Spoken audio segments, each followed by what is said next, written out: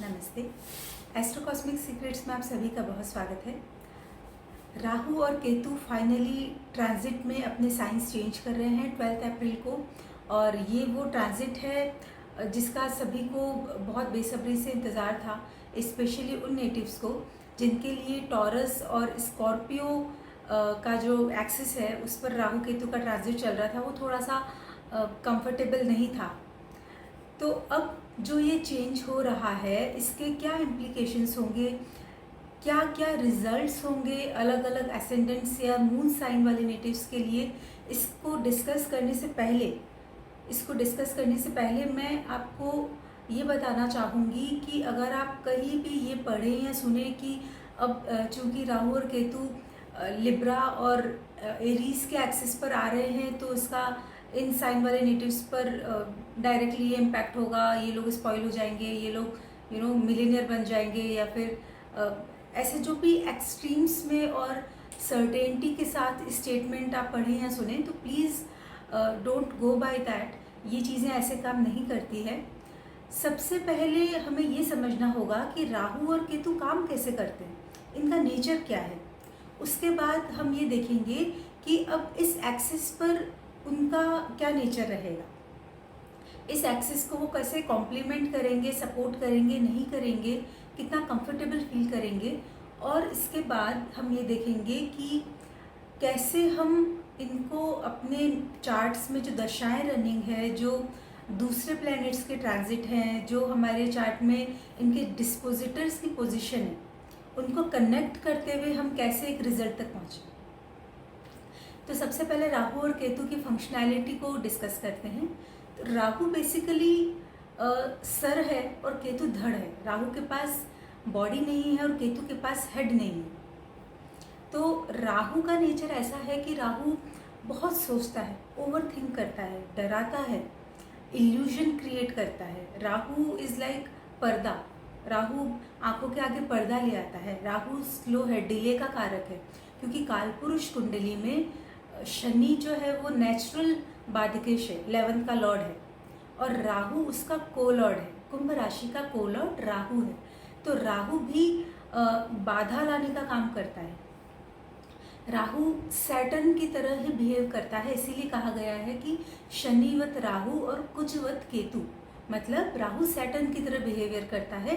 लेकिन राहु और सैटर्न की फंक्शनैलिटी में थोड़ा डिफरेंस है। विजिबल स्पेक्ट्रम में सैटर्न जो कि वायलेट कलर को शो करता है, वो जहाँ पर फॉल होता है उससे जस्ट पहले राहु जो कि अल्ट्रा वायलेट कलर को शो करता है वो फॉल होता है। इसका मतलब कि राहु सैटर्न की जो भी सिग्निफिकेशंस है, जो भी फंक्शनैलिटी है, उसको मिस्टीरियस लेवल पर वो एग्जीक्यूट करता है। तो सैटर्न और राहु में ये एक बहुत बुनियादी फर्क है। इसके अलावा आप देखेंगे कि सैटर्न स्ट्रगल करवाता ही है। सैटर्न इनवेरिएबली अब आपके काम को स्लो कर देगा, अपने रिजल्ट्स को स्लो वे में ही देगा। लेकिन राहु अचानक से भी दे देता है कई बार। राहु कंज्यूम करना चाहता है, राहु के पास मुंह है, वो हर चीज़ को कंज्यूम करना चाहता है, ऑब्सेशन देता है, बहुत ज़्यादा सोचता है। राहु प्लान बहुत अच्छे बनाता है, राहु बहुत अच्छी स्ट्रैटेजी बनाता है, राहु बहुत अच्छा पॉलिटिशियन है, बहुत अच्छा डिप्लोमेट है। राहु को पता है कि कैसे शुगर कोट करना है बातों को। अब हम अगर केतु की बात करते हैं तो केतु इससे जस्ट अपोजिट है। केतु के पास बॉडी है, उसके पास हेड नहीं है। केतु एक्सट्रीम्स में बिलीव करता है। जैसे एक छोटा बच्चा होता है जो अगर कोई भी जिद पकड़ ले तो उस जिद को पूरी करने के लिए वो कुछ भी कर सकता है। तो केतु भी वैसा ही है बिल्कुल। केतु को ये नहीं पता है कि इस चीज़ के लिए क्या लॉजिक होने चाहिए, रेशनैलिटी केतु को समझ में नहीं आती है। केतु बिल्कुल इर्रेशनल है, उसको चाहिए तो चाहिए। आप देखेंगे कि जो भी लोग बहुत कट्टर होते हैं, एक्सट्रीमिस्ट होते हैं, चाहे वो किसी भी फील्ड में हो, चाहे वो अच्छे से अच्छे हो, बुरे से बुरे हो। फॉर एग्जाम्पल हिटलर के चार्ट में if I remember right, Ketu is in 3rd house. और आप जानते ही हैं कि हिटलर ने क्या किया। उसी तरीके से अगर हम मदर टेरेसा का चार्ट लें तो उनके चार्ट में केतु 9th हाउस में। दोनों ही एक्सट्रीम व्यू रखते थे। उनके जो उन्होंने काम किए वो एक्सट्रीम लेवल पर जाकर किए, लेकिन हिटलर ने बहुत वायलेंटली किए और नेगेटिव काम किए, जबकि मदर टेरेसा ने लव और कंपैशन के अंदर एक्सट्रीम वे में काम किया। तो केतु किस एक्सट्रीम को पकड़ेगा वो डिपेंड करता है कि जो नेटिव है, कंसर्न नेटिव है, उसकी सोल कितनी इवॉल्व है, उसके चार्ट में केतु की क्या डिग्निटी है और स्पेशली केतु के डिस्पोजिटर की क्या डिग्निटी है। तो केतु हायर प्रिंसिपल से काम करेगा या लोअर प्रिंसिपल से काम करेगा, ये डिपेंड करेगा कि केतु किस डिग्निटी में है। केतु के लिए कहा जाता है कुजवत केतु, मतलब मार्स के जैसा ही केतु काम करता है, लेकिन मार्स और केतु में भी काफ़ी फर्क है। मार्स सडन है, अटैक करता है, लेकिन केतु बहुत मिस्टीरियस वे में करता है वही चीज़, और मार्स से भी ज़्यादा सडन वे में करता है। आप अगर देखें कि विजिबल स्पेक्ट्रम जो है उसमें मार्स रेड लाइट को शो करता है, लेकिन केतु उसके जस्ट बाद में फॉल करता है और वो इंफ्रारेड लाइट को शो करता है, तो जो कि हमारे आंखों से विजिबल नहीं है। इसका मतलब मार्स की फंक्शनैलिटी को केतु एग्जीक्यूट करता है या फिर उसको वो फंक्शनल रखता है बहुत ही मिस्टीरियस वे में। केतु को अपने पास्ट से बड़ा अटैचमेंट है। केतु अपने पास्ट के बारे में सोचने में बहुत अच्छा महसूस करता है, और इसीलिए केतु रिलीजन का, एंसेस्टर्स का, फैमिली का, जो भी चीज़ें परंपराओं को, पुरानी चीज़ों को दिखाती है, पास्ट को दिखाती है, उसका सिग्निफिकेटर केतु है। इसीलिए केतु को दाढ़ी रखना बहुत पसंद है। जब केतु आपके चार्ट में अच्छा नहीं जा रहा हो तो if you are a male तो आपको बियर्ड रख लेनी चाहिए, बिकॉज केतु से बहुत कंफर्टेबल हो जाता है, क्योंकि केतु परंपरा को शो करता है। तो जहाँ एक तरफ केतु पास्ट को शो करता है, वहीं दूसरी तरफ राहु फ्यूचर को शो करता है। राहु कहता है just forget about the past, past से हमको क्या मतलब है, मुझे तो प्लान करना है, मुझे स्ट्रैटेजी बनानी है फ्यूचर के लिए। सो केतु ये चाहेगा जहाँ भी वो बैठेगा कि वहाँ पर वो अटैक करे, वहाँ पर वो इमोशनल पेन दे, वहाँ पर वो वायलेंस दे, वहाँ पर वो डिटैचमेंट दे, डिससेटिस्फैक्शन दे, वहाँ पर वो ये फील कराए, अगर वो किसी इमोशनल साइन में है या किसी इमोशनल प्लैनेट के साथ है तो वो ये फील कराए कि I am not being loved, मुझे प्यार नहीं किया जा रहा है, मुझे जो रिस्पेक्ट, जो केयर, जो प्यार मिलना चाहिए वो नहीं मिल रहा है, इसलिए वो बहुत ही डिटैच्ड और डिससेटिस्फाइड फील करेगा। जबकि राहु इसके जस्ट अपोजिट है। राहु तो ऑब्सेशन देता है, वो जहाँ भी बैठेगा उस घर के सिग्निफिकेशंस को कुछ ना कुछ बेनिफिट वो देगा ही देगा, और इसके अलावा राहु ऑब्सेशन देता है, राहु को तो बस चाहिए। तो लोअर प्रिंसिपल पर राहु कहीं ना कहीं इल्यूजन वाली पर्सनालिटी दे देता है, जहाँ पर आपको नहीं पता है कि कौन सा लॉजिक कहाँ पर लगाना है, और आप बहुत इल्यूजन में रहते हो, सोचते रहते हो, डिले करते हो अपने कामों को, बैलेंस वे में काम नहीं करते हो, क्योंकि राहु फैला देता है, हर चीज़ को इतना फैला देता है कि आपको पता ही नहीं चलेगा कि फाइनली मुझे क्या डिसीज़न लेना है, क्यों लेना है और किस तरीके से लेना है। लेकिन इन सब फैक्ट्स को ध्यान में रखते हुए हमको ये भी देखना पड़ेगा कि राहु और केतु हमारे चार्ट में किस प्रिंसिपल से काम कर रहे हैं, हायर प्रिंसिपल से या लोअर प्रिंसिपल से, उनके डिस्पोजिटर्स की पोजीशन क्या है, क्या हमको दशाएं ऐसी चल रही है जो उनको सपोर्ट करे, या फिर जो राहु या केतु के पॉजिटिव या नेगेटिव इफेक्ट को एम्पलीफाई कर सके और हमको दे सके उसके रिजल्ट्स। तो ये सारी चीज़ें आपको ध्यान में रखनी ही पड़ेगी। हम पहले ये डिस्कस कर चुके हैं कि राहु कंफर्टेबल फील करता है सैटर्न की एनर्जी के साथ, और केतु कंफर्टेबल फील करता है और मैच करता है, कॉम्प्लीमेंट करता है मार्स की एनर्जी को।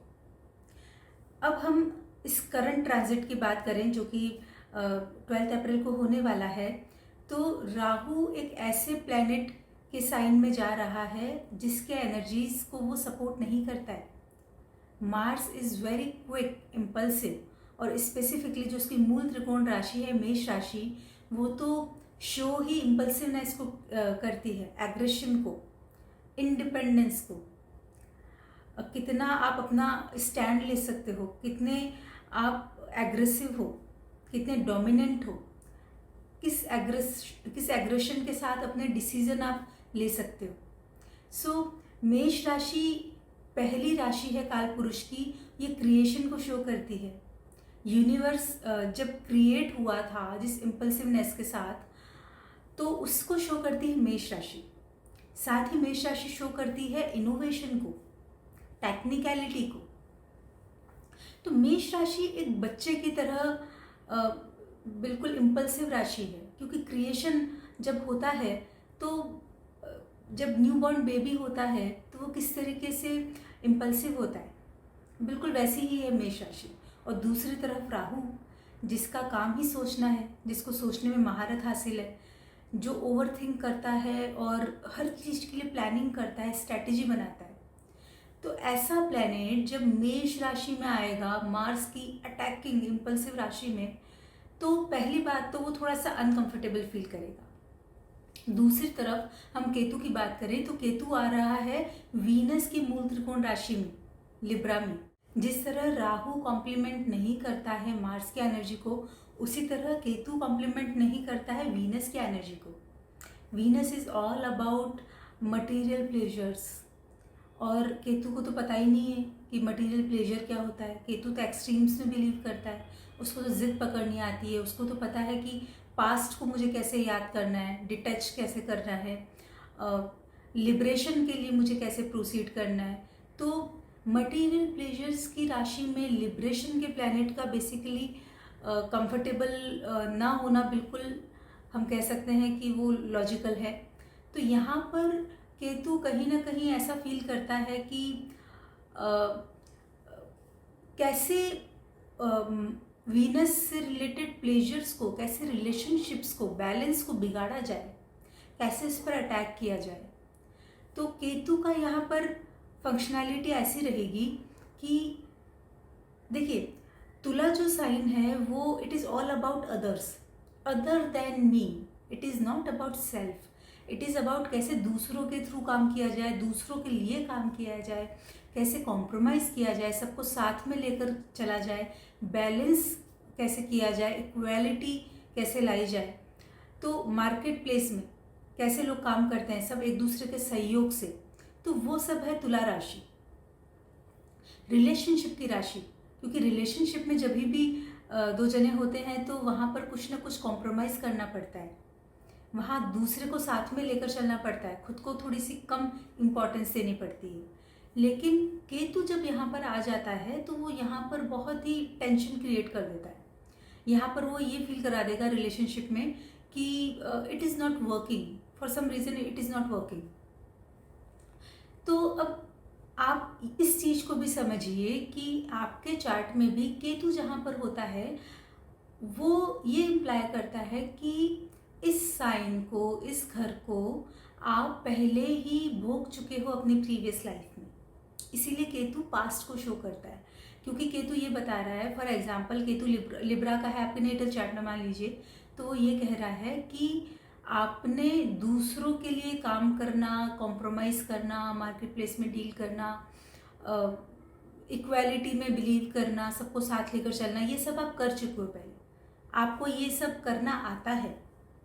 सो नेचर हमेशा बिलीव करता है बैलेंस में। तो आपने एक उसका पहलू तो एक्सपीरियंस कर लिया आपकी सोल ने, लेकिन अब आपकी सोल को राहु चाहता है कि दूसरा पहलू भी एक्सपीरियंस करना चाहिए जो आपने पहले नहीं किया। मतलब अब आपको सीखना होगा कि कैसे अपना स्टैंड लिया जाए, कैसे बहुत ही एग्रेशन में रहकर चीज़ों को कंप्लीट किया जाए, कैसे तुरंत डिसीजन लिया जाए, कैसे चीज़ों को डिले ना किया जाए, कैसे दूसरों से ज़्यादा खुद को, सेल्फ को इम्पोर्टेंस दी जाए। तो केतु यहाँ पर एक अजीब सा टेंशन क्रिएट कर देगा कि मैं दूसरों को इम्पोर्टेंस देना जानता हूँ, लेकिन अब जब मैं उस चीज़ को वापस कर रहा हूँ तो मुझे कहीं ना कहीं फ्रस्ट्रेशन हो रहा है। तो केतु एक तरफ जहाँ ये दिखा रहा है कि आप ये करके आ चुके हो, दूसरी तरफ वही केतु कारण बनेगा इन चीज़ों के थ्रू डिससेटिस्फैक्शन का। क्यों? क्योंकि राहु ये चाहता है कि जो आपने डेवलप नहीं किया है आप वो डेवलप करिए। आपकी इस लाइफ का एम है कि राहु की जो राशि है आप उससे रिलेटेड क्वालिटीज़ डेवलप करें, उस चीज़ को अपनी लाइफ में लाएं, क्योंकि अपॉर्चुनिटीज़ जो है वो आपको राहु की पोजीशन से मिलेगी। इनफैक्ट मैं अगर थोड़ा सा और आपको एग्जैक्टली बताऊं तो राहु किस घर में है, किस राशि में है और उसका डिस्पोजिटर कहाँ है, वो आपको बताएगा प्राइमरीली कि आपकी लाइफ में आपको डेवलपमेंट अपॉर्चुनिटीज़ कहाँ से मिलेगी। केतु जहाँ बैठा है वो तो आपको ऑलरेडी आता है, वो आपको अब सीखने की ज़रूरत नहीं है, वो आप एक्सपीरियंस कर चुके हो। तो अभी हम इसी ट्रांजिट की साइंस का एग्जाम्पल लेंगे। जैसे कि राहु एरीज में ये शो करेगा कि अब आपको अपनी बॉडी पर ध्यान देना चाहिए, अब आपको अपने डिसीज़न खुद लेना सीखना चाहिए, इंडिपेंडेंट होना चाहिए। अब आपको ये सीखना चाहिए कि कैसे मैं इनोवेशन पे ध्यान दूँ, क्रिएशन पे ध्यान दूँ। तो जिन भी लोगों का मार्स चार्ट में बहुत स्ट्रॉन्ग है, मे बी योग कारक है, अगर योग कारक नहीं भी हो तो बहुत अच्छी पोजीशन में बैठा है, तो मार्स की पोजीशन आपको बताएगी कि आपके लिए अपॉर्चुनिटी कहाँ है। एक एग्जांपल लेते हैं, मान लीजिए कि आपका जो चार्ट है वो है सिंह लग्न का, ठीक है। तो सिंह लग्न का आपका चार्ट है, मार्स योग कारक है और वो 10th हाउस में बैठा है और 9th हाउस में आपका बैठ गया है राहु। तो अब आपको यहाँ पर राहु ये कह रहा है कि आपको सीखना होगा कैसे आप हायर नॉलेज गेन करो, कैसे आप डिसीजन लो कि मुझे अब हायर नॉलेज गेन करनी है और उसको अपने वर्क प्लेस पर आप इम्प्लीमेंट करो। तो आपके लिए अपॉर्चुनिटी कहाँ है? आपके लिए अपॉर्चुनिटी है 10th हाउस में, और वो 10th हाउस की अपॉर्चुनिटी आप ग्रैब कैसे करोगे?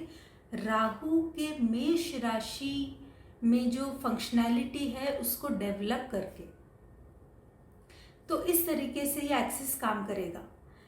तो हम अब ये समझते हैं कि अलग अलग एसेंडेंट या मून साइन जिन नेटिव्स के हैं उन पर इस एक्सिस का क्या इफेक्ट हो सकता है। और आपको ये भी समझना होगा कि एसेंडेंट से देखें या मून से देखें, ये जो कन्फ्यूजन रहता है इसको आप इस तरीके से देखिए कि एसेंडेंट तो बेसिकली किसी भी चार्ट की टोन को सेट करता ही है, तो उसको तो आप कभी इग्नोर नहीं कर सकते। लेकिन सिंस कोई भी एक्सपीरियंस जो होता है वो बेसिकली हमारे मन से रिलेटेड होता है, राइट। तो हो सकता है कि आपको 1 लाख रुपीज़ कहीं से मिला, कहीं से रिवॉर्ड मिला हो, लेकिन फॉर सम रीज़न उस रिवॉर्ड के साथ कोई पेन अटैच्ड हो, इसलिए आपको उस रिवॉर्ड की खुशी नहीं है। तो मून एक बहुत प्राइमरी, मैं कहूँगी कि मून साइन से ही आपको प्राइमरीली देखना चाहिए किसी भी ट्रांजिट को, but at the same time आपको लग्न से भी उसको चेक करना चाहिए। इनफैक्ट इसको चेक करने के और भी तरीके हैं। फॉर एग्जांपल, अगर आपको रिलेशनशिप के बारे में जानना है तो आपको वीनस को लग्न बनाकर चेक करना चाहिए इस ट्रांजिट को। अगर आपको मेरी दशा में, इस दशा में कैसा रहेगा ये ट्रांजिट ये देखना है तो उस पर्टिकुलर दशा को लग्न बनाकर आप वो ट्रांजिट देखिए।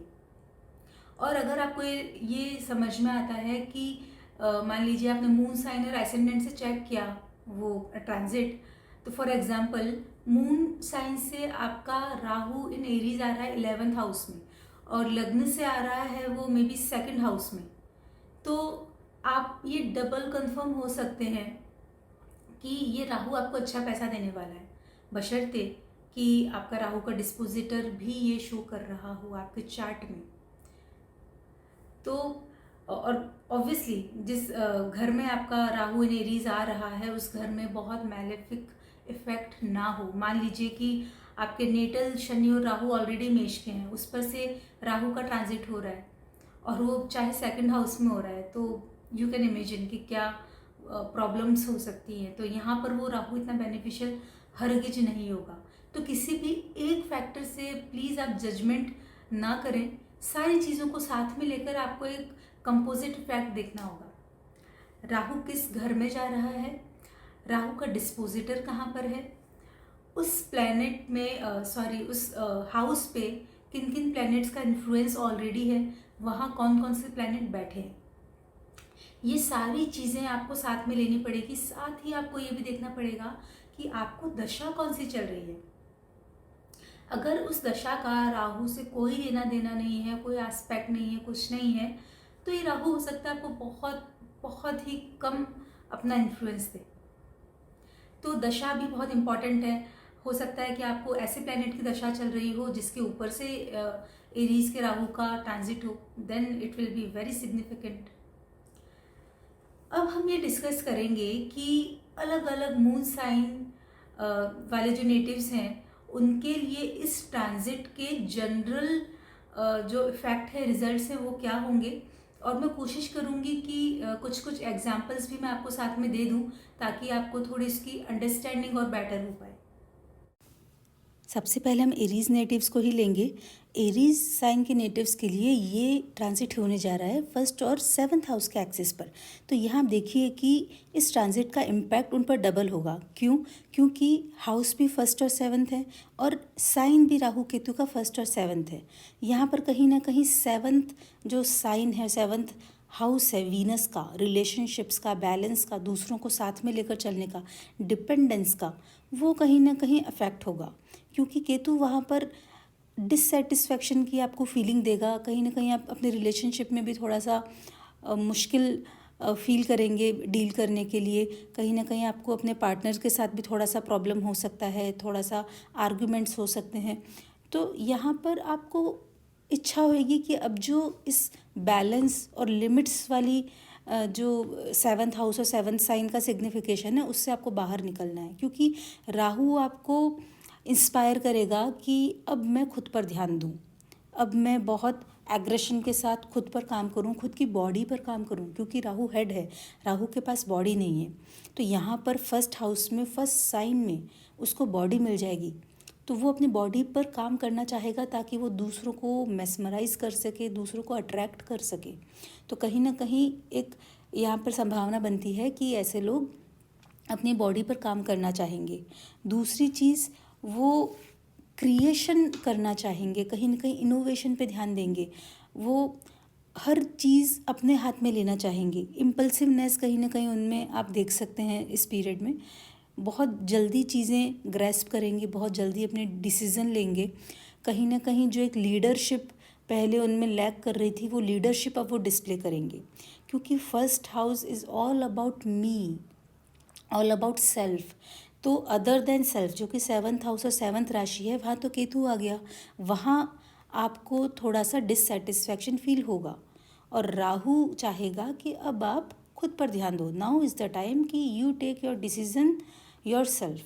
अपने डिसीज़न खुद लो, लीडरशिप के साथ लो और क्रिएशन पे ध्यान दो, इनोवेशन पे ध्यान दो। कहीं ना कहीं लाइफ में अब एग्रेशन के साथ आगे बढ़ो, दूसरों पर डिपेंडेंस जो है वो ख़त्म करो। लेकिन अगर आप सिर्फ राहु को फॉलो करेंगे तो डेफिनेटली आपके रिलेशनशिप, आपके पार्टनरशिप, दूसरों के साथ आपका जो संबंध है वो बहुत मुश्किल में आ जाएगा। तो यहाँ आपके लिए लेसन ये है कि इस एक्सिस पर आपको बहुत ही बैलेंस के साथ चलना पड़ेगा। आपको अपनी लिमिट्स का, जो कि तुला राशि शो करती है सेंस ऑफ लिमिट्स, उसको साथ में लेते हुए, उसको ध्यान में रखते हुए आपको इंडिपेंडेंटली काम करना पड़ेगा।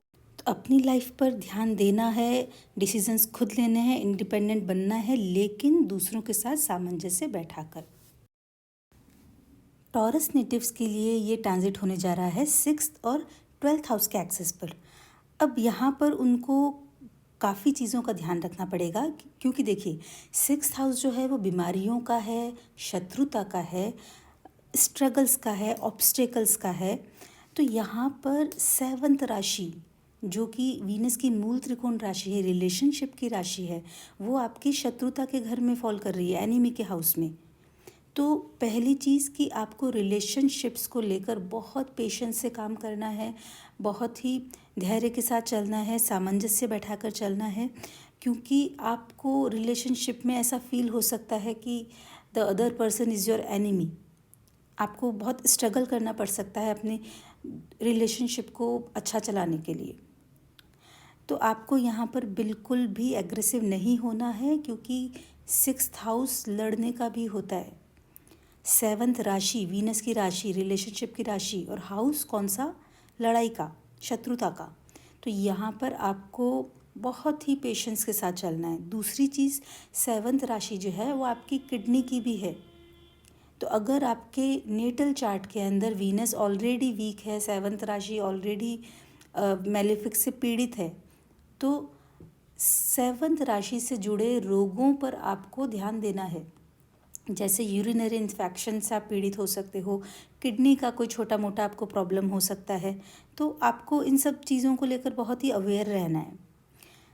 राहु है 12th हाउस में, एरीज के अंदर। तो एरीज साइन जहाँ फॉल होता है वहाँ पर इंसान बहुत ज़्यादा सोचता है, बहुत दिमाग लगाता है। तो कहीं ना कहीं आप अपनी बॉडी पर खर्च कर सकते हैं, क्योंकि खर्चे का घर है। बॉडी के कारण कुछ हॉस्पिटल के चक्कर भी लगाने पड़ सकते हैं, क्योंकि first sign is your body, ठीक है, और 12th हाउस इज़ हॉस्पिटल।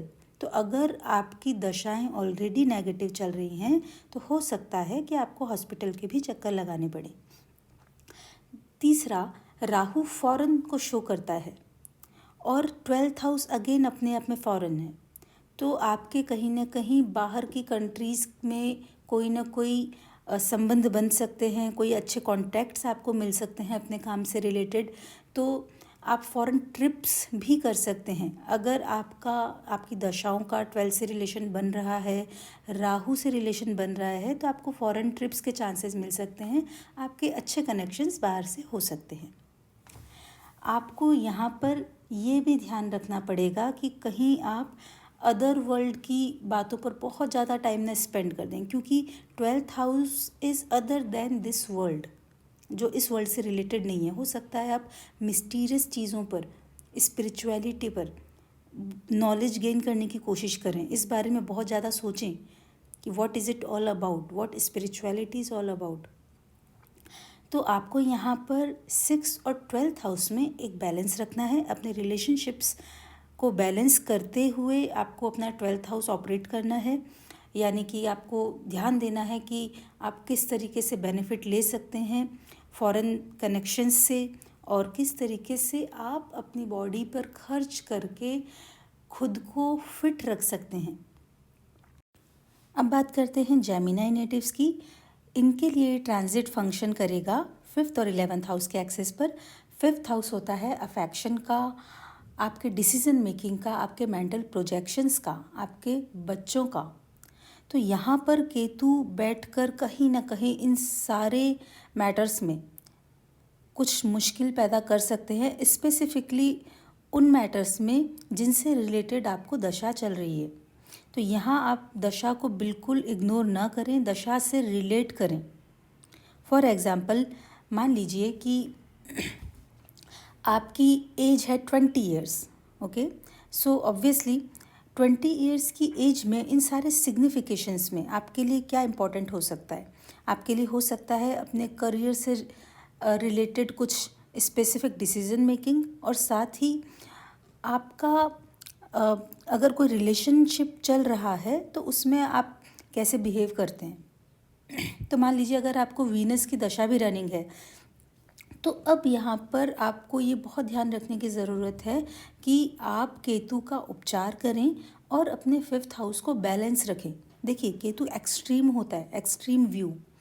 तो यहाँ पर आप ज़िद पकड़ के एक्सट्रीमिस्ट होकर अपने डिसीज़न ले सकते हैं कि मुझे ये चाहिए तो चाहिए, मुझे करना है तो करना है। तो आपको ये समझने की ज़रूरत है कि आपको एक्सट्रीम व्यू नहीं रखना है, आपको केतु वाला डिससेटिस्फैक्शन का जो फैक्टर है उसमें भी नहीं पड़ना है।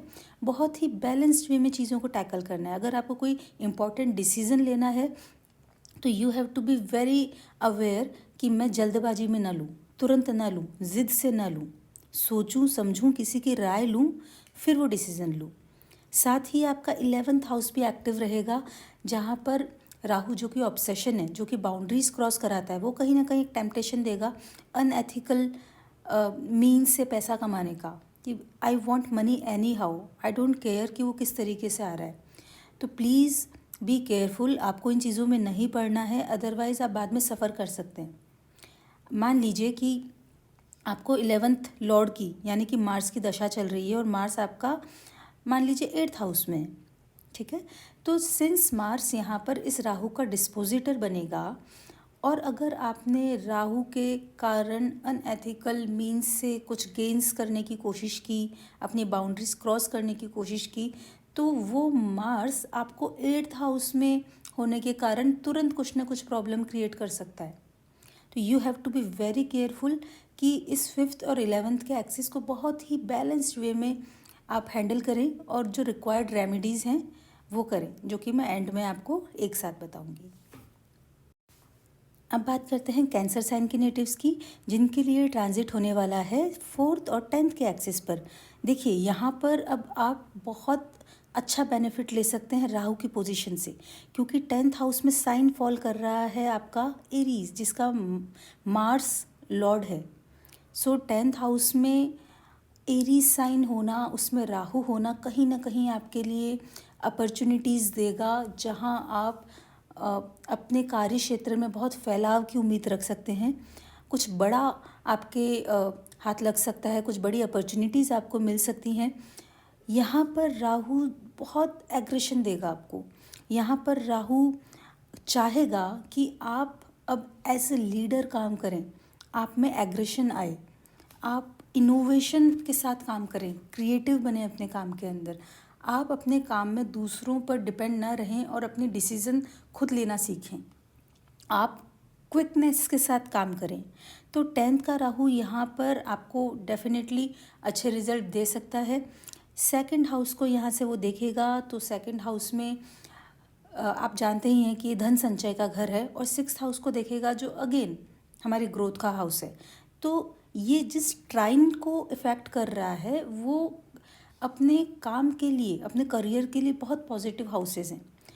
अब एक एग्जांपल लेते हैं, आपका मार्स, मान लीजिए आपके मार्स की पोजीशन बहुत अच्छी है और आपको मार्स की दशा भी चल रही है, तो इस राहु का डिस्पोजिटर जो कि मार्स है वो बहुत अच्छे रिजल्ट आपको दे सकता है, क्योंकि राहु मेष राशि में बैठकर वो सारे अच्छे रिजल्ट आपको देने के लिए ऑलरेडी तैयार है, और मार्स उसका डिस्पोजिटर होकर अगर आपको दशा में रनिंग है तो वो बिल्कुल भी देर नहीं लगाएगा उन सारे रिजल्ट्स को एक्चुअली प्रोवाइड करने में। तो ट्रांजिट दिखाते हैं कि संभावनाएं क्या क्या है, और दशा दिखाएंगी कि एक्चुअल में क्या वो भी यही दिखा रहे हैं जो ट्रांजिट चाहता है, क्या वो भी यही देने को तैयार हैं। तो ट्रांजिट और दशा का पैटर्न अगर एक साथ चलता है, एक जैसा होता है, तो डेफिनेटली बहुत ज़्यादा पॉसिबिलिटीज़ हो जाती हैं उन रिजल्ट्स के मिलने की। तो तुला राशि में जो आपका केतु 4th हाउस में फॉल करेगा उसको लेकर ज़रूर आपको थोड़ा सा सजग रहना है, क्योंकि 4th हाउस होता है हमारे इमोशंस का, पब्लिक का।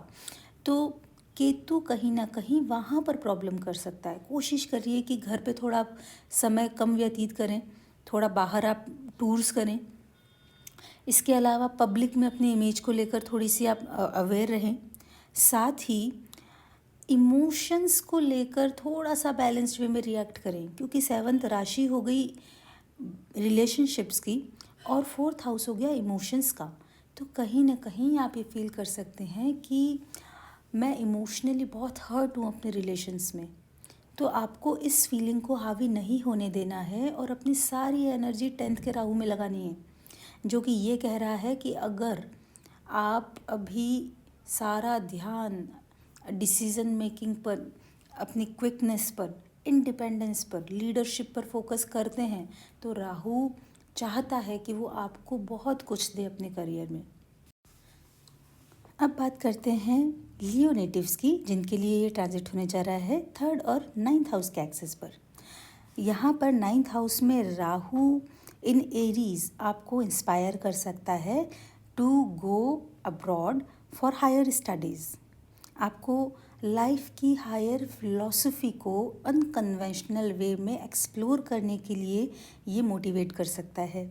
ये आपको आपके भाग्य को फॉरेन लोगों के साथ जोड़ सकता है, जो लोग आपके कल्चर से फॉरेन हों। बाउंड्रीज़ क्रॉस करवा सकता है अगर आपकी दशाएं सपोर्टिव हों।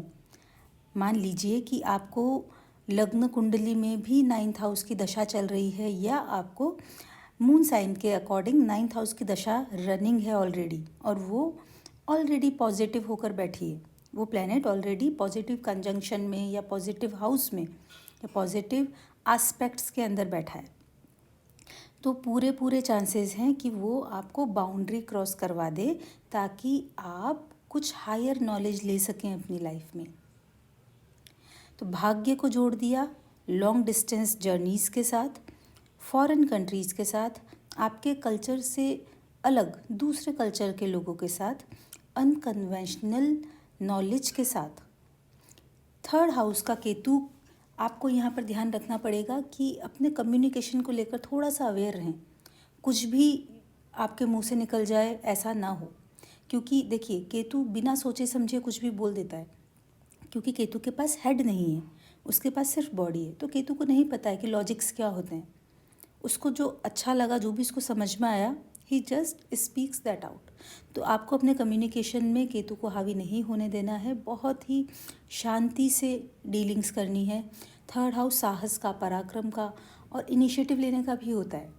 तो यहाँ आपको कोई भी नए इनिशिएटिव्स लेने में थोड़ा सा प्रॉब्लम फील हो सकती है, और हो सकता है कि आप वो इनिशिएटिव्स लेने में मिस्टेक कर दो, क्योंकि केतु मिस्टेक्स का भी सिग्निफिकेटर होता है।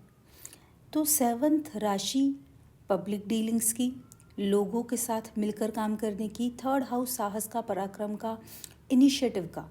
और केतु अपने आप में एक्सट्रीम व्यूज़ को शो करता है, केतु मिस्टेक्स को शो करता है, ज़िद को शो करता है, डिससेटिस्फैक्शन को शो करता है। तो यहाँ पर ये सारी बातें समझते हुए आपको अपने कम्युनिकेशन को स्टेबल रखते हुए, नए इनिशिएटिव को बहुत सोच समझकर दूसरों की राय लेकर करते हुए, और 9th हाउस पे ध्यान देना है कि कैसे आप अपनी लाइफ में इस पीरियड में कुछ हायर नॉलेज गेन कर सकते हैं, जिसका फ़ायदा आपको आगे चलकर डेफिनेटली मिलने वाला है। 3rd हाउस आपके यंगर सिबलिंग का भी होता है, हो सकता है उनसे रिलेटेड भी आपको कोई परेशानी आ जाए। 9th हाउस आपके फादर का भी होता है, तो फादर से इस टाइम पर आपको कुछ फिज़िकल डिस्टेंसेस भी हो सकते हैं। हो सकता है कि आप बाहर चले जाओ या फिर उनका कहीं और बाहर रहना हो जाए, जिस कारण आप लोग अलग अलग रहो। अगर आपके 9th हाउस पर और भी सेपरेटिव प्लैनेट्स का इन्फ्लुएंस ऑलरेडी है नेटल चार्ट में, तो इसकी संभावना और ज़्यादा हो जाती है कि आप अपने फादर से इस टाइम पर ज़्यादातर समय दूर रहें। अब बात करते हैं वर्गो नेटिव्स की, जिनके लिए ट्रांजिट होने जा रहा है 2nd और 8th हाउस के एक्सेस पर। 2nd हाउस में केतु इन तुला राशि, आपको अवेयर रहना होगा, थोड़ा सा केयरफुल रहना होगा कि आप अपने कुटुंब के साथ, अपने फैमिली मेम्बर्स के साथ किसी विवाद में, किसी कंट्रोवर्सी में ना पड़ें। Just be calm, everything is going to be good unless आप अपनी स्पीच पर ध्यान दे रहे हैं। तो जब तक कि आप अपने वर्ड्स को कंट्रोल करके बोल रहे हैं, कुछ भी ऐसा नहीं बोल रहे हैं जिससे कुछ विवाद उत्पन्न हो, तो स्थितियां इतनी नहीं बिगड़ेगी। दूसरा, आपकी सेविंग्स पे थोड़ी सी प्रॉब्लम आ सकती है। केतु आपकी सेविंग्स पर अटैक कर सकता है, तो यहाँ पैसे को बिना सोचे समझे न खर्च करें, बहुत संभल कर पैसे को स्पेंड करें, क्योंकि केतु पैसे पर भी अटैक कर सकता है, आपके फैमिली मेम्बर्स के साथ रिलेशनशिप्स पर भी अटैक कर सकता है। साथ ही 7th राशि होती है दूसरों की, दूसरों के साथ आप कैसे डील कर रहे हो, क्या आप बैलेंस्ड वे में बोल रहे हो। 7th राशि अपने आप में तराजू है, क्या आप इक्वालिटी के साथ डील कर रहे हो अपने फैमिली मेम्बर्स को, क्या आप उनको बैलेंस्ड वे में डील कर रहे हो, क्या आप उनको साथ लेकर चल पा रहे हो। तो इन सभी चीज़ों का आपको ध्यान रखना है। साथ ही 8th में राहु इन एरीज़, ये कहीं ना कहीं आपको इंस्पायर कर सकता है अपनी बॉडी को ट्रांसफॉर्म करने के लिए, because 8th house stands for transformation, और राहु ऑब्सेशन होता है, एंड एरीज साइन है वो बॉडी का है, तो बॉडी के ट्रांसफॉर्मेशन को लेकर आपको ऑब्सेशन हो सकता है, एंड दैट इज़ फाइन। आपके अपने इन लॉज के साथ थोड़ा सा छोटा मोटा कुछ प्रॉब्लम हो सकता है, अदरवाइज़ 8th का राहु कोई मेजर प्रॉब्लम नहीं देगा। हाँ, एक चीज़ ये और दे सकता है, वो है fear, unknown fear, because 8th house is mysterious and Rahu is fear, illusion. तो आपको अजीब अजीब डर इस दौरान हो सकते हैं कि कहीं ऐसा तो नहीं हो जाएगा, कहीं वैसा तो नहीं हो जाएगा। इसके लिए रेमेडीज़ मैं आपको एंड में ज़रूर बताऊंगी कि आपको कैसे इन बिना बात के फियर्स को कंट्रोल करना है और कैसे आपको सेकंड के केतु को कंट्रोल में रखते हुए अपनी फैमिली मेम्बर्स के साथ रिलेशंस को बिल्कुल भी स्पॉइल नहीं होने देना है। साथ ही कैसे आप अपनी सेविंग्स को टूटने से रोक सकते हो। अब बात करते हैं लिब्रा नेटिव्स की। यहाँ पर ये ट्रांजिट थोड़ा सा एक मेंटल कॉन्फ्लिक्ट ला सकता है, क्योंकि first house is Aries house, Mars house in कालपुरुष, और वहाँ पर राशि पड़ रही है वीनस की, तुला, जो कि जस्ट अपोजिट है। तो आपके सेल्फ के घर में अदर देन सेल्फ की राशि आ रही है, जहाँ पर केतु आ रहे हैं। मतलब कि आपके मन में क्या चलेगा, आपके मन में it will be all about balance, all about sacrifice, compromise, दूसरों को साथ में लेकर चलना, दूसरों का सपोर्ट लेने की उम्मीद रखना, दूसरों पर डिपेंडेंस कहीं ना कहीं ये शो करता है। लेकिन ये सारी चीज़ें आपको थोड़ा सा कॉन्फ्लिक्ट में लाएगी, थोड़ा सा डिससेटिस्फाइड कराएगी। आपके दिमाग में चलेगी भी ये चीज़ें, लेकिन आप इससे थोड़ा परेशान रहेंगे। एट द सेम टाइम दूसरे लोगों के साथ डील करने में, जो कि 7th हाउस है, अपने पार्टनर के साथ डील करने में, स्पाउस के साथ डील करने में आप बहुत एग्रेसिव रहेंगे, क्योंकि वहाँ राहु इन एरीज जा रहा है। मतलब एग्रेशन कहाँ रहेगा सारा? 7th हाउस में। तो आपको यहाँ पर बहुत ही ट्रिकी वे में एक बैलेंस इस्टेब्लिश करना है, जहाँ पर आप अपने दिमाग में ये ना हावी होने दें कि मैं खुद कुछ अपने लिए क्या कर सकता हूँ, या फिर मैं डिसीजंस लेने के लिए शायद उतना कैपेबल नहीं हूँ, या फिर आपको कहीं ना कहीं ये फील हो कि आपको दूसरों की ज़रूरत है, तभी आप खुद के लिए कुछ कर पाएंगे। तो आप इस थॉट को हावी ना होने दें, and at the same time आप ये चीज़ भी हावी ना होने दें कि आपके जो रिलेशंस हैं उसमें आप बहुत ज़्यादा एग्रेशन दिखाएं, क्योंकि रिलेशंस में बहुत एग्रेशन दिखाने की ज़रूरत नहीं है, वहाँ पर वो रिक्वायर्ड नहीं है, और सेल्फ को दूसरों पर डिपेंडेंट होने की भी रिक्वायर्ड नहीं है। तो यहाँ आपको सेल्फ के लिए थोड़ा सा सोचना होगा कि आप कैसे इंडिपेंडेंटली काम कर सकें, इंडिपेंडेंटली सोच सकें, डिसीजंस अपने ले सकें। एट द सेम टाइम आपको 7th हाउस में बैलेंस बनाना पड़ेगा, क्योंकि दूसरों के साथ अगर आप बहुत एग्रेशन के साथ और इम्पल्सिवनेस के साथ बिहेव करेंगे तो कोई भी उस चीज़ को टॉलरेट नहीं करेगा, और कहीं ना कहीं आपके रिलेशन सफ़र करेंगे। तो रिलेशनशिप में राहु जो एग्रेशन दिखा रहा है उसमें थोड़ी कमी रखनी है, और सेल्फ में केतु तुला का जो एक डिपेंडेंस दिखा रहा है, बैलेंस में प्रॉब्लम दिखा रहा है, उसको आपको थोड़ा सा कम रखना है। मतलब सेल्फ के लिए सोचें, कुछ हद तक आप इंडिपेंडेंट रहें, अपने डिसीजंस खुद लेना सीखें, दूसरों पर निर्भर ना रहें। एट द सेम टाइम दूसरों से डील करते वक्त अपने एग्रेशन को थोड़ा सा कम रखें, और sense of harmony, sense of balance, sense of limits को ध्यान में रखते हुए उनके साथ बिहेव करें। अब बात करते हैं स्कॉर्पियो नेटिव्स की, जिनके लिए ट्रांजिट होगा 6th और 12th के एक्सिस पर। यहाँ पर एक तरफ केतु आपको कहीं ना कहीं फील कराएगा कि मुझे सेक्लूजन में रहना है, मुझे अकेले रहना है, मुझे मेडिटेशन करना है, मुझे लिबरेशन की तरफ जाना है, मुझे इस वर्ल्ड के मैटर्स में ज़्यादा इंटरेस्ट नहीं आ रहा है। दूसरी तरफ Rahu in Aries in 6th sign, 6th house उपचय घर भी है, ग्रोथ का घर भी है। तो यहाँ आप बहुत ऑब्सेशन के साथ अपनी ग्रोथ पर ध्यान दे सकते हैं, अपने करियर पे फोकस करेंगे, क्योंकि राहु यहाँ से 10th हाउस को भी देखेगा और 2nd हाउस को भी देखेगा।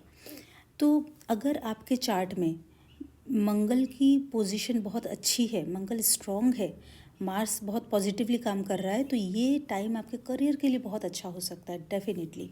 यहाँ आपको एक चीज़ ध्यान में रखनी है कि 6th हाउस रोग का भी होता है, राहु ओवर थिंक करवाता है, एंड मेष राशि अगेन हेड की होती है। तो बस ये ना हो कि आप बहुत ज़्यादा सोच सोच के इतना स्ट्रेस ले लें कि आपको कोई छोटी मोटी हेल्थ प्रॉब्लम आ जाए। इस चीज़ का आपको विशेष रूप से ध्यान रखना पड़ेगा। अब आपका 6th हाउस जो राहु शो कर रहा है वो आपका ज़्यादा एक्टिव रहेगा या 12th हाउस में जो केतु का सिग्निफिकेशन है वो ज़्यादा एक्टिव रहेगा, ये डिपेंड करेगा कि आपको दशा किसकी चल रही है। मान लीजिए आपको मार्स की दशा चल रही है तो डेफिनेटली आपका राहु इन एरीज ज़्यादा हावी रहेगा आप पर। और मान लीजिए आपको वीनस की दशा चल रही है तो वीनस की दशा में बहुत पॉसिबिलिटी है, क्योंकि उसकी मूल त्रिकोण राशि में 12th हाउस में केतु बैठ गया है, वो आपको कहीं ना कहीं मटेरियल प्लेजर से दूर जाने के लिए प्रेरित करे, कहीं ना कहीं आपको मेडिटेशन में इन्वॉल्व करे, आपको अकेले रहने के लिए प्रेरित करे, आपको मन नहीं हो दूसरों के साथ ज़्यादा इन्वॉल्व होने का, क्योंकि 7th राशि जो है तुला राशि वो दूसरों के साथ इन्वॉल्व होने की है और बैलेंस बनाने की है। लेकिन 12th हाउस सेक्लूजन का है, 12th हाउस मेडिटेशन का है, और यहाँ केतु चूँकि बाय डिफ़ॉल्ट इन चीज़ों को सपोर्ट करता है तो वो आपको प्रेरित करेगा कि आप मेडिटेशन करें। तो अच्छा ये होगा कि आप इस एक्सिस को बैलेंस में रखें। इसका मतलब कि आप केतु का जो पॉजिटिव एस्पेक्ट है मेडिटेशन का, शांति का, उसको साथ में लेकर चलते हुए राहु के एग्रेशन को, राहु के इनोवेशन को, लीडरशिप क्वालिटी को 6th हाउस में इम्प्लीमेंट करें, ताकि राहु का ओवर थिंक करना आपके स्वास्थ्य पर, हेल्थ पर भारी ना पड़ जाए, और केतु को पूरी तरह फॉलो करके आप सबसे कट ना जाएं। केतु की पॉजिटिव क्वालिटी को साथ में लेकर राहु जो अच्छा आपके लिए करना चाह रहा है उसको आप इम्प्लीमेंट करें। अब बात करते हैं सैजिटेरियस नेटिव्स की, जिनके लिए ट्रांजिट होगा 5th और 11th हाउस के एक्सिस पर। यहाँ पर राहु ट्राइन्स में, लग्न के ट्राइन्स को इफ़ेक्ट करेगा। 5th हाउस में बहुत ही इम्पल्सिवनेस के साथ डिसीज़न लेने की एक टेंडेंसी डेवलप करेगा। लाइफ के हायर एस्पेक्ट्स को भी अनकन्वेंशनली एक्सप्लोर करना चाहेगा। अपने बच्चों से कुछ आपके प्रॉब्लम्स हो सकती हैं, हो सकता है आपको उनसे कुछ टाइम दूर रहना पड़े, क्योंकि राहु एक सेपरेटिव प्लैनेट भी है। ये भी हो सकता है कि आप अपने बच्चों के अच्छे भविष्य को ध्यान में रखते हुए उनको बाहर पढ़ने के लिए भेज दें, राइट। सो यहाँ पर 5th का राहु आपके डिसीज़न मेकिंग के प्रोसेस को बहुत ही क्विक बना देगा। आप बहुत एग्रेशन के साथ अपने लाइफ के डिसीज़न यहाँ पर लेना चाहेंगे। साथ ही ये आपसे बहुत प्लानिंग करवाएगा। फर्स्ट साइन जो होता है वो सोचने का भी होता है, एरीज साइन, क्योंकि हेड को रिप्रेजेंट करता है, और 5th house is decision making, आपके मेंटल प्रोजेक्शंस। तो यहाँ पर वो आपसे बहुत सारी स्ट्रेटजीज बनवाएगा, प्लान करवाएगा कि मुझे लाइफ में ये करना है, वो करना है, इसके लिए मुझे स्टेप बाय स्टेप इस तरीके से आगे बढ़ना होगा। अगर आपका मार्स स्ट्रॉन्ग है या 5th हाउस में अच्छे प्लैनेट्स बैठे हैं, अच्छा एस्पेक्ट है, तो ये राहु आपको पॉजिटिव वे में अच्छी प्लानिंग करवाएगा, जिसको जो प्रैक्टिकली इम्प्लीमेंट करना पॉसिबल हो, जो सिर्फ इतना ना आपको सोचने पे मजबूर कर दे कि आप पूरा ट्रांजिट में बस आप प्लान्स ही बनाते रह जाएं। तो 5th हाउस अगर आपका नेटल चार्ट में स्ट्रॉन्ग है, 5th लॉर्ड स्ट्रॉन्ग है, तो डेफिनेटली आप ऐसे ही प्लान्स बनाएंगे जो आपके लिए बहुत काम आएंगे। आप लोगों के साथ बहुत ही पॉलिटिकली, बहुत ही तरीके से डील करेंगे। केतु इन 11th हाउस, यहाँ पर गेंस में कुछ आपकी कमी आ सकती है, क्योंकि केतु का नेचर होता है कट करने का, बट ये डिपेंड करेगा कि अगर आपका वीनस नेटल चार्ट में बहुत स्ट्रॉन्ग है, मान लीजिए वीनस 2nd हाउस में जाकर बैठ गया है 11th हाउस का लॉर्ड होकर, तो यहाँ पर आपको गेंस होने से कोई नहीं रोक सकता। तो केतु कितना इफ़ेक्ट करेगा 11th हाउस को, ये डिपेंड करता है कि आपका वीनस कितना स्ट्रॉन्ग है चार्ट में। साथ ही 11th हाउस होता है हमारे सोशल सर्कल का, तो सोशल सर्कल में दूसरों के साथ बैलेंस बनाने में, उनसे बातचीत करने में, डील करने में केतु हो सकता है थोड़ा सा आपको प्रॉब्लम दे, यहाँ आपको थोड़ा सा अनकम्फर्टेबल वो फील करवा सकता है। अब लेते हैं कैप्रिकॉर्न नेटिव्स को। कैप्रिकॉर्न नेटिव्स के लिए ट्रांजिट होने जा रहा है 4th और 10th हाउस के एक्सिस पर।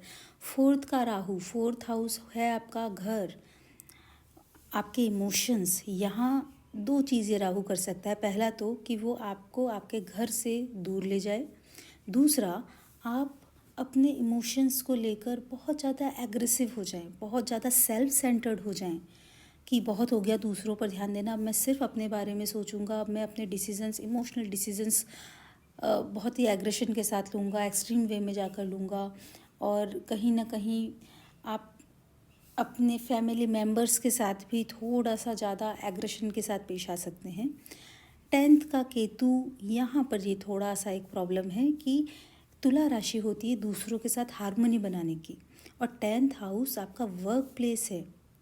केतु यहाँ पर थोड़ा सा उस हार्मनी को बिगाड़ सकता है, तो आपको बहुत ही अवेयर रहना है कि अपने वर्क प्लेस में बिना बात आप किसी से ना उलझें, स्पेसिफिकली कुछ भी गलत बोल के, क्योंकि केतु सेकंड हाउस को भी दिख रहा है यहाँ पर। तो सेकंड हाउस को एक्टिव करके, मतलब हो सकता है बिना सोचे समझे ऐसे ही कैजुअली कुछ ऐसी बातें बोल दे जिससे आपके वर्क प्लेस में हार्मनी बिगड़ जाए, आपके अपने कलीग्स के साथ प्रॉब्लम हो जाए। साथ ही केतु ये भी एक चीज़ कर सकता है कि आप अपनी लिमिट्स को क्रॉस करें, क्योंकि केतु एक्सट्रीम में जाता है और लिब्रा साइन लिमिट्स में रहने का है, बाउंड्रीज में रहने का है। तो यहाँ केतु या तो आपको बहुत ज़्यादा सबमिसिव बना सकता है, या फिर वो आपको सारी लिमिट्स को क्रॉस करा सकता है। तो आपको एक बैलेंस बनाकर यहाँ चलना पड़ेगा, जहाँ आप अपने कलीग्स के साथ वर्क स्पेस पर हार्मनी बना सकें।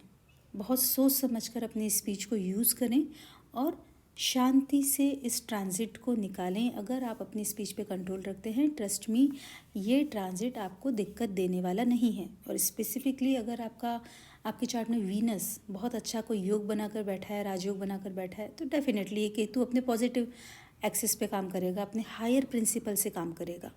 हर प्लैनेट का एक लोअर प्रिंसिपल होता है, एक हायर प्रिंसिपल होता है। वो किस प्रिंसिपल पे काम करता है, ये डिपेंड करेगा कि आपके चार्ट में उन प्लैनेट्स की पोजीशन कैसी है, प्लस उन हाउसेस के लॉर्ड्स की क्या पोजीशन है। अब बात करते हैं एक्वेरियस नेटिव्स की, जिनके लिए ट्रांजिट होगा 3rd और 9th हाउस के एक्सिस पर। यहाँ पर 3rd हाउस का राहु आपको बहुत सारे इनोवेशंस के लिए प्रेरित कर सकता है। अगर आप टेक्निकल फील्ड में हैं तो डेफिनेटली आप कुछ नया करने पर फोकस कर सकते हैं, कुछ नए इनिशिएटिव ले सकते हैं, टेक्निकल इनिशिएटिव ले सकते हैं। जैसे कि मार्क जुकरबर्ग ने किसी टाइम फेसबुक का लिया था, तो उसी तरीके से आप कुछ अपना एक नया क्रिएशन कर सकते हैं टेक्निकल। आप अपने कम्युनिकेशन को लेकर बहुत ज़्यादा एग्रेसिव रहेंगे, क्योंकि 3rd हाउस कम्युनिकेशन का भी होता है। अपने करेज को लेकर आप बहुत फोकस करेंगे कि कैसे मैं कुछ बड़ा स्टेप ले सकता हूँ करेज के साथ। 9th हाउस का केतु आपको कहीं ना कहीं बहुत स्पिरिचुअलिटी की तरफ भी ले जाएगा। आपको फील हो सकता है कि मैं रिलीजन पर बहुत ध्यान दूँ, आप भक्ति मार्ग को बहुत फोकस कर सकते हैं, क्योंकि केतु भक्ति होता है, 9th हाउस धर्म का होता है। तो यहाँ पर आप किसी पर्टिकुलर देवी देवता की भक्ति करना भी स्टार्ट कर सकते हैं। अब आप 3rd के राहु को बहुत ज़्यादा इंपॉर्टेंस देंगे या 9th के केतु को बहुत इंपॉर्टेंस देंगे, ये आपकी दशाओं पे डिपेंड करता है। अगर आपको 3rd लॉर्ड की दशा है, 3rd से रिलेटेड प्लैनेट्स की दशा है, तो डेफिनेटली आपका ज़्यादा फोकस राहु वाले साइड पर रहेगा। और अगर केतु से रिलेटेड प्लैनेट्स की दशा है, 9th हाउस की दशा है, तो फिर आपको केतु की तरफ, भक्ति की तरफ, हायर फिलॉसफी की तरफ, रिलीजन की तरफ, हो सकता है आप एज ए रिलीजियस एक्सट्रीमिस्ट भी काम करें, बिकॉज केतु एक्सट्रीम में ले जाता है और 9th हाउस रिलीजन का है। तो यहाँ पर मैं आपको एडवाइस ये दूंगी कि आप 9th हाउस के केतु की कुछ अच्छी चीज़ें लें, जैसे कि भक्ति करें, चैंटिंग करें, ताकि आपको पॉजिटिव वाइब्स मिलें, और उसके साथ आप अपने 3rd के राहु को काम लें, एग्रेशन के साथ कुछ अच्छा करें, कुछ बड़ा करें, कुछ क्रिएटिव करें। So last but not the least, अब हम बात करते हैं पाइसिस नेटिव्स की, जिनके लिए राहु आएगा 2nd हाउस में, एरीज़ के अंदर। यहाँ पर राहु आपको बहुत ही एग्रेशन दे सकता है अपनी स्पीच में। आप अपने परिवार वालों के साथ बहुत ही सेल्फ सेंटर्ड होकर बिहेवियर कर सकते हैं। आप उनको ये कहीं ना कहीं शो कर सकते हैं कि this is all about me, मतलब मेरे पे ध्यान क्यों नहीं दिया जा रहा है, मैं ये चाहता हूँ, मैं वो चाहता हूँ, मैं जो कहूँ उसको वेटेज मिलना चाहिए। तो सेल्फ वाला जो एक फैक्टर है वो आपके कुटुंब में बहुत ज़्यादा आप हाईलाइट कर सकते हो। दूसरा, राहु बैलेंस बिगाड़ता है, तो 2nd house is all about your eating habits.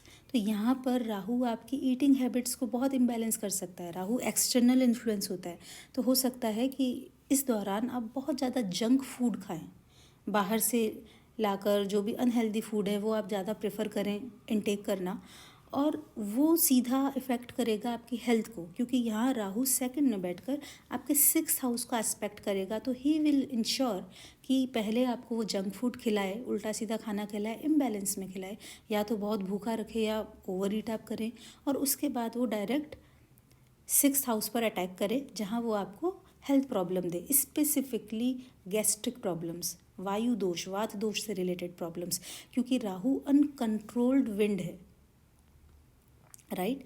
सो यहाँ पर आपको अपनी ईटिंग हैबिट्स को लेकर बहुत ही सचेत रहना है, साथ में अपनी स्पीच को लेकर आपको बहुत अवेयर रहना है। ऐसा ना हो कि आपके फैमिली में आपकी इमेज थोड़ी सी डाउन हो जाए इस तरीके से कि आप एक बहुत ही सेल्फिश पर्सन हैं। अच्छी बात यह है इस राहु की, पॉजिटिव एस्पेक्ट ये है कि ये राहु आपको बहुत बड़ा पैसा दे सकता है अगर आपका 2nd हाउस ऑलरेडी स्ट्रांग है। मान लीजिए आपका 2nd लॉर्ड जो है मार्स, वो 9th हाउस में बैठा है, या फिर वो 2nd हाउस का लॉर्ड जो है वो बहुत ही अच्छी पोजीशन में जुपिटर के साथ बैठा है, जो कि इस कुंडली में योग कारक है, चंद्रमा के साथ बैठा है, जो कि अगेन योग कारक है पाइसिस वालों के लिए। तो यहाँ पर अगर मार्स बहुत स्ट्रांग है, 2nd हाउस की आपको दशा चल रही है, तो राहु आपको बहुत बड़ा पैसा भी दे सकता है। 8th का केतु, अगेन आपको थोड़ा सा केयरफुल रहना है। आपको यहाँ पर पाइल्स जैसी कुछ प्रॉब्लम्स हो सकती हैं, आपके इन लॉज के साथ आपकी हारमनी, आपका रिलेशन थोड़ा सा बिगड़ सकता है। आपको अजीब से फियर रह सकते हैं रोगों से रिलेटेड, कि मुझे कोई बीमारी ना हो जाए। आपको 8th हाउस में केतु के होने से जो वीनस के साइन को वो एफ्लिक्ट कर रहा है, kidney related problem, urinary infections related problems भी हो सकती हैं। तो इन सभी चीज़ को लेकर आप बहुत केयरफुल रहें।